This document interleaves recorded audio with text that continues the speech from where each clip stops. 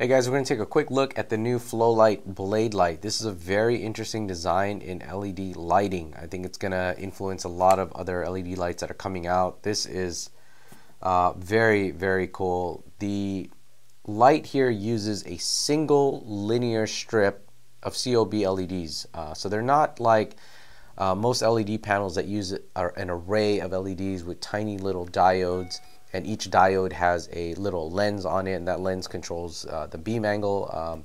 This one here is just a one strip of COB LEDs, and it's very densely packed.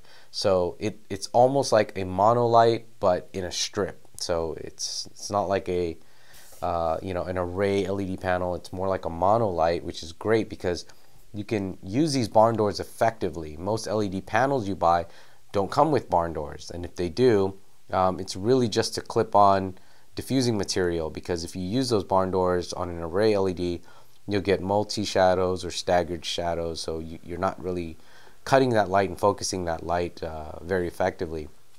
This one here with the bare LEDs throws at 120-degree beam angle, so very broad just from this single strip. Now these are very high power. This light can get very warm. Not hot where you need to have gloves to handle it, but it gets very warm. But it's okay because they're using a solid block of aluminum here on this chassis, and it's designed a certain way, which has a lot of features, but it's very simple at the same time. Now, even though this thing throws at 120-degree beam angle, they do offer a lens here that can slide down in two different slots. So if you slide it into one slot, you can narrow the beam angle down to 60 degrees. You choose the other slot, it'll go down to 20 degrees. Not only does it narrow the beam angle, but it actually throws it a lot further as well. So it's, again, almost like a monolight Fresnel. So this is the focus lens right here. In the front of the chassis, you have two other slots where you can add either a gel or diffusing material. So this is like a diffuser. You can slide that into one slot, and then you can put a little gel into a tray, and then slide that in if you wanted to color your light. So there's two slots for your modifiers and two slots for your lens.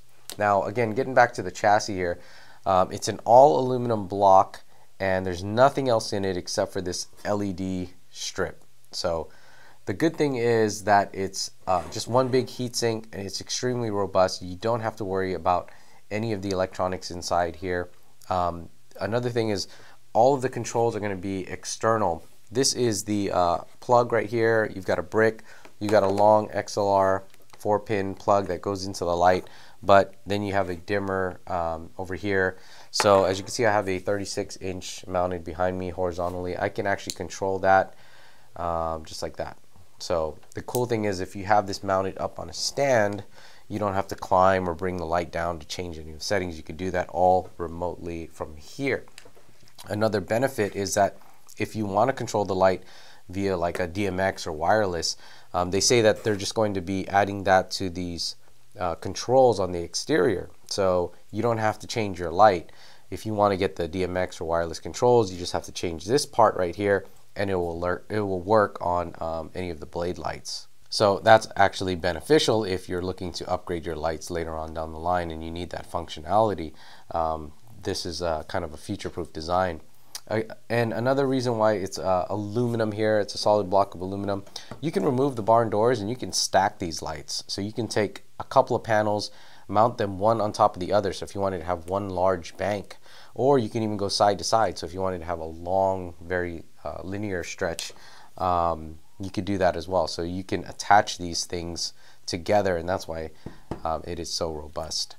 I don't know if I mentioned, but the 18-inch they say will be about equivalent to like a 500-watt light, and the 36-inch like a 1K light. So very, very powerful lights. They will be available in full daylight, either full tungsten, bicolor version, and as well as a green screen light, which is using a strip of green LEDs. And that's pretty interesting because you're going to get a very broad source of green light that's going to enhance your green screen background. It's going to be very wide, very evenly diffused, and so you only need maybe one or two of these to light up an entire green screen background very nicely. and it should get rid of a lot of the wrinkles or folds that you may have in some of your cloth. Hopefully I can test that out because I do have one over here, and we'll see how we can get a green screen background lit up with one of these. Alright, so the last thing we're going to do is set up these lights and show you how bright they are, how the barn doors are effective at cutting that light to a narrow strip. We'll show you the Fresnel lens here that will cut the beam angle down to 60 degrees or 20 degrees. And you know, I'll throw some gels on there as well. It's also neat that these lights can be mounted either horizontally or vertically. Now horizontally with a 36-inch, it acts like a very large softbox, and it wraps around because the light is coming in from different angles around your subject. But if you rotate it vertically, then you can narrow that beam angle and you can get some different shadow modeling. You can control some of that shadows a little bit for a different effect. So very cool lights, very bright lights, robust. I think these are really going to pave the way. You're going to see some of the new LED lights coming out this year. Okay, so just off to the side here, I have the 18-inch Flolight Bladelight here. Now this is just the 18-inch. It's not even the 36-inch, which is twice as bright as this 18-inch one. Now I'm in a room right now that has 4 canned lights, and it's not dimmed. So to my eye, this is generally decent lighting here. But not enough for the camera, obviously. So if we were to kick on this light, you can see how it illuminates the entire room here, and you don't even see the edge of the light, the fall off. It throws so wide. It's at 120-degree beam angle, but it's also nice and even as well. So it fills up the entire frame. So this is a very nice light that's going to throw very broad and wide. If we were using something like a light panel at this distance here, you would probably see it wouldn't have enough throw. You'd probably see a brighter spot in the middle and then start to fall off around the edges. This one right here, because of the linear strip, it throws it very, very wide. In fact, so wide that it can't even be seen on the camera frame here. What I'm going to do now is I'm going to start to throw on the Fresnel lens, or the lens here that will cut down the beam angle to 60 degrees and also down to 20 degrees so you can see what that looks like.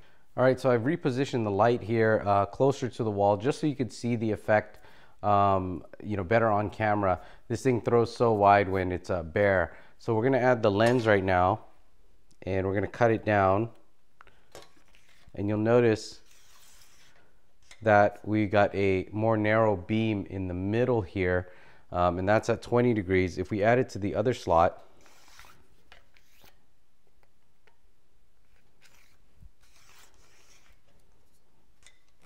it will narrow the beam, but it'll be about 60 degrees. So it throws it further and also narrows that beam. All right, and with this light closer to the wall, you'll get to see the effect of the barn doors. So if we just close these barn doors down, you see how we can flag the light effectively. We can create a very, very narrow, thin strip of light. So we can really control this as opposed to a LED array panel that ends up having weird staggered shadows or multi-shadows. This one you can cut very nicely. And again, we can add more diffusing material to the barn door if we wanted to have an even softer light. And once again, if we wanted to color our light, we can add a gel to our filter holder over here.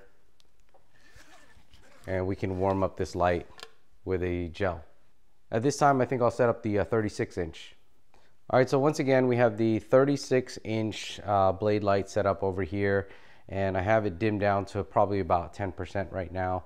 And then we're going to kick it on and see how it lights up this room. So this is without the lens. As you can see, it fills up the entire space or the entire frame of the camera. So you don't really see the edges. It lights up the room very well.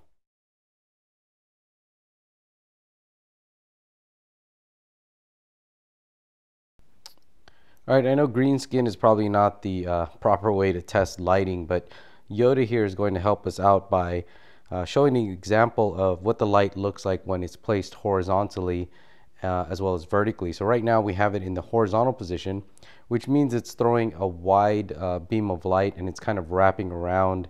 And if you look on the right side of the camera, or left side of Yoda here, if I rotate this vertically, you'll notice that we'll get a lot more shadows coming in on that side of his face. So we're going to have a lot more contrast because we're not using such a wide wrap, as well as turning the light away just moving it on the stand here, just rotating it on the stand. So we're not physically picking up the stand and moving the light. We're really just rotating this light to get a completely different effect. Again, if we were to just kind of rotate this light and then pick it back up horizontally, we'll get a nice flat even lighting. That's just with one light here. All right, so that is a quick look at the Flolight Bladelight. These again are still kind of prototype-ish. They may not be the full production one, so some things may change a little bit when the version comes out. But from what I understand, these are pretty close. There's a lot of other specs out there that I may have missed. You know, like the light quality is going to be like 95 CRI or higher. There's a lot of other technical specs and features. Make sure you visit the link below this video or check it out on the blog cheesycam.com.